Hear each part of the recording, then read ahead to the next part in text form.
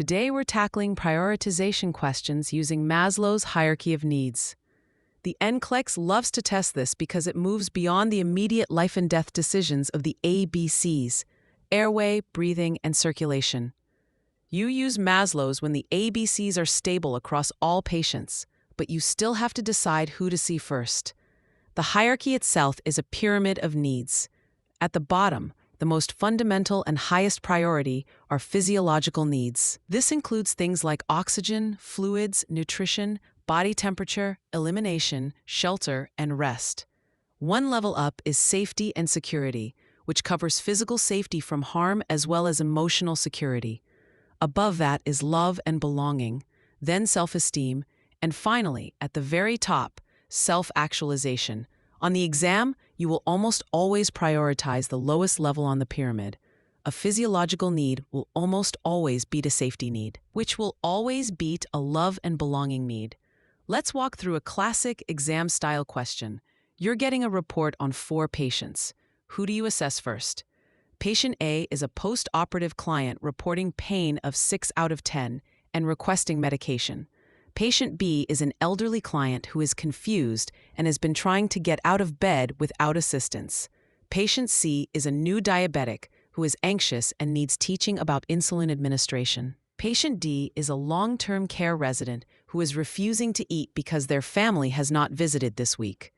Let's break this down. Patient A's pain is a physiological need.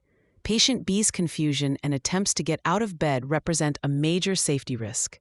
Patient C's anxiety about their new diagnosis is also a safety and security need. Patient D's refusal to eat due to loneliness is a love and belonging issue.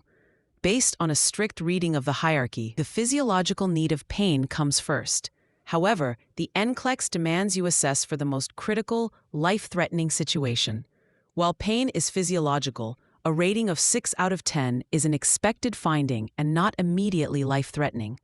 The confused elderly client trying to get out of bed presents an immediate and severe risk of a fall, which could lead to a life-threatening injury like a hip fracture or head bleed. This is a common exam trap. You must learn to distinguish between a routine, expected physiological need and an urgent, potentially catastrophic safety risk. In this scenario, the immediate risk of a fall makes patient B the highest priority. The test writers want to see if you can identify the greatest potential for harm. After ensuring patient B is safe, you would then address patient A's physiological need for pain relief. A great way to remember the order of the hierarchy for the exam is the phrase, "Please stop liking stupid acronyms." This stands for physiological, safety, love and belonging, self-esteem, and self-actualization.